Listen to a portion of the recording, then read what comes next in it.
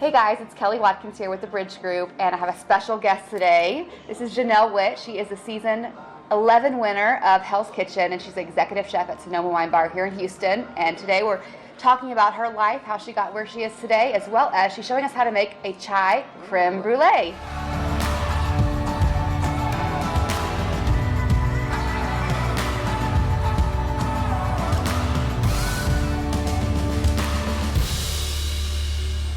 So thank you so much, Ja'Nel, for being here with me today. My pleasure. My pleasure. Thanks for having me. Absolutely. We've met you through Farrah Colley, who is the owner of Sonoma Wine Bar, and you've been here since May. Since May. Yes. And like 6 months now, I think, wow, almost. That's amazing. And you've had some incredible meals. We've done some wine pairings with you. Yes. That's my favorite. How you choose a wine and choose the food. It's just incredible how you do that. Thank you. But we just wanted to chat a little bit about how you got to where you are today. What made you get into cooking in the first place? Well, cooking's always been a hobby of mine. I grew up in a really small town, so there wasn't a lot of options to eat out. Mom cooked, breakfast, lunch, and dinner. She was a stay-at-home mom, and most of my friends' parents did too. So we are just used to eating around, fellowshipping around dinner. And I moved to Houston to go to U of H, but even coming here, pursuing a medical degree, I wanted to be an optometrist. I cooked for my roommates. I cooked for the football team. I cooked for anyone would always come to my dorm room because I would be making something to eat. So just being in Houston and seeing the restaurant scene and the difference in the opportunity, it kind of just piqued my interest in the possibility of cooking and being a chef my actual career. And I could never do it, but I do admire those who do it. It takes a little bit of crazy. Yeah. Just a little bit. But yeah, it's just always been something that, when I'm sick, I cook. When I'm sad, I cook. When I'm happy, I cook. I like to cook for people around me. And it's just always been, what I call my only way of being creative. I don't sing, I don't dance, I don't write poetry, but I cook. So you express yourself. And that's my that's my expression. Amazing. Yes. I love that. So how did you get involved with Hell's Kitchen? Well, I actually had just moved out to LA. I'd been laid off from my first executive chef position that I'd been at for 3 years. So I was completely heartbroken. I'm like, what am I going to do? And I have a lot of family in LA. I'm like, forget it. I'm going to pack my bags. I'm going to pack my dog. We're driving out to LA. And so I hated it. And I only lasted 3-4 months. I hated it. And so I called my brother and I'm like, can you come back and drive me back? And while I was picking him up from the airport, I got a call from Hell's Kitchen. And they're like, oh my gosh, we're in Houston and we're auditioning. Would you be interested in auditioning? That's amazing. And I'm like, well, I'm in California. I'm in LA actually right now. So they're like, even better. Go to this address tomorrow, do, an audition, fill out an application, and if you make it to the next step, we'll fly you back out from Houston. That's so cool. It was really kind of like a fate, I guess, because if I had still been working as executive chef, I never would have taken the time off to do it. And if I hadn't been there at the moment, I probably wouldn't have gone to the audition. And I was kind of like, what do I have to lose? Like, I'm not working, I'm going back home, I didn't enjoy this time out in California, but I was a little bit nervous about getting embarrassed because he can definitely make you look like. And it seems like it brings out the crazy and all the people in the show. It does. Well, the competition is intense. So you start off and it's fun, you're getting to know everyone, and then you realize that this is going really fast. So you kind of either, dig in and just, pay attention and focus and keep going, or you buckle under the pressure. And I personally saw a lot of really good competitors buckle under the pressure. Really? Yeah. You miss your family, you miss your kids, you miss your husband or wife, you miss sleeping. So I bet. I can't imagine. A lot of people were just like, they just lose it. So I did a lot of meditating. Nice. And I just, I told myself every day, just make it through tomorrow. Just make it through today. Just make it through today. I never said I'm going to win the whole thing. I was just like, let me just get through this service. Small goals are easier to attain than trying to go all the way to the end, right? So I know one of the biggest questions you probably get asked is, what is Gordon Ramsay really like? Is he really as crazy as he seems on TV? So So yes and no. He is the classic chef. In the kitchen, when the pressure's high, when mistakes are being made, he is on you. Okay. And he's on you hard. Which, you know, I've done it. Like when you're in the weeds, when mistakes are happening, when things are coming back to the kitchen, it's just like, right? Yeah. Like you're on it. But outside of dinner service, he's really, really charming. He's funny. He talks to us. He talks about his family. You know, he's really into like marathons, and he's really healthy. So you know, he did come around. He's like, "Do you guys have any questions? Like, let me show you what I'm looking for." Right? Yeah. So he doesn't just throw you into the fire without any.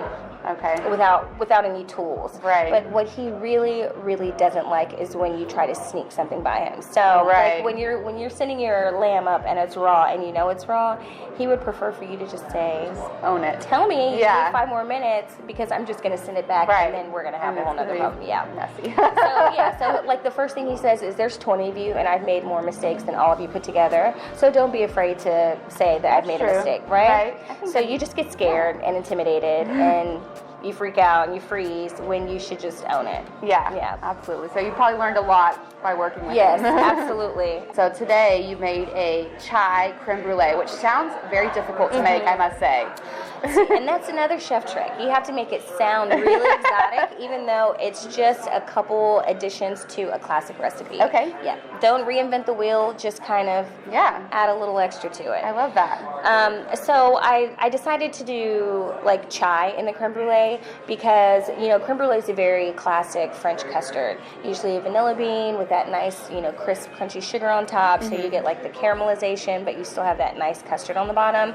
I added chai because you think chai latte, you think chai tea. Right. Those are very warm, inviting. You know, it's getting chilly out. Yes. You know, you want that kind of spicy, but still that sweet.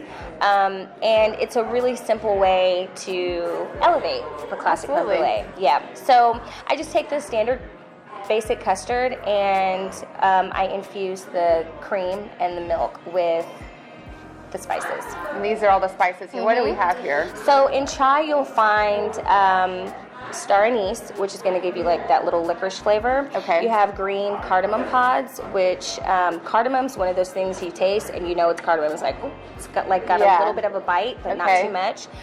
The black peppercorns are going to give you a little bit of a savory note, like a little savory floral also. And then I have 3 ground spices: ground ginger, ground cinnamon, and ground cloves.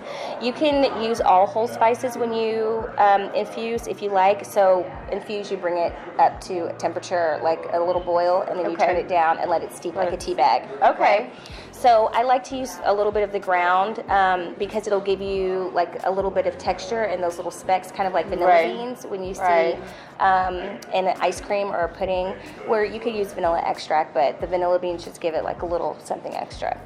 So once you get your egg yolks aerated, then you want to temper in the hot cream.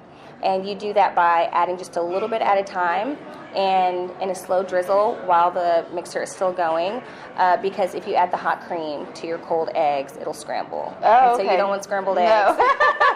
Then you have to start all over, which I've done a million times. Okay. So, and then you just mix those two guys until they're homogeneous and pour them into your little ramekins. You want to make sure you keep a little space because they're going to rise a little bit and then they're going to come back down. Okay. You bake it in a bain-marie, which is a water bath.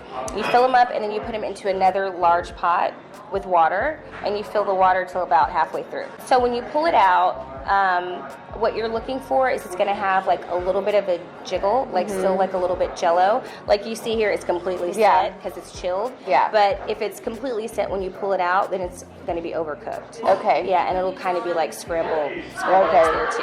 Okay.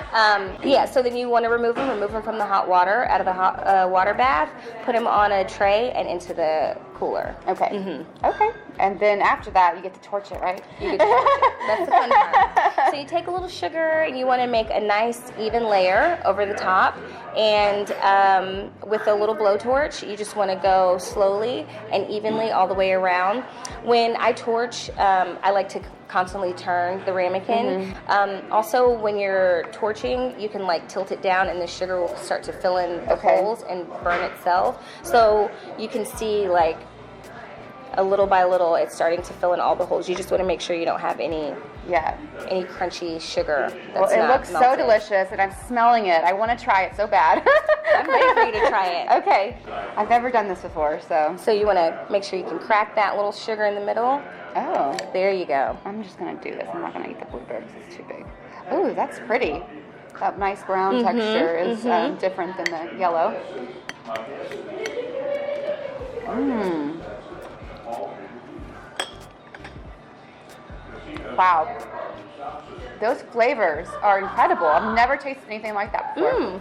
So I think I'm going to give this a shot for Christmas. I'm a little nervous about it, but I think you showed me enough where I can do it. Good. And we can get all these ingredients at like HEB or something, yes, right? Okay, absolutely. perfect. Absolutely. That's where I shop. Me too. So thank you so much My for pleasure. joining me today, or letting me join you today and taking me into your kitchen. Yes. I really enjoyed this experience. I enjoyed hearing more about you. Thank you. If you are interested, definitely come to Sonoma Wine Bar, either in the Heights or Upper Kirby. They have delicious menu here, delicious wine. One of the events that they're doing is Lights in the Heights. It's coming up next weekend from 5 to and on. And on. A lot of holiday events here, as well as a great menu that Chef Ja'Nel will be preparing. So let us know if there's anything that we can do for you.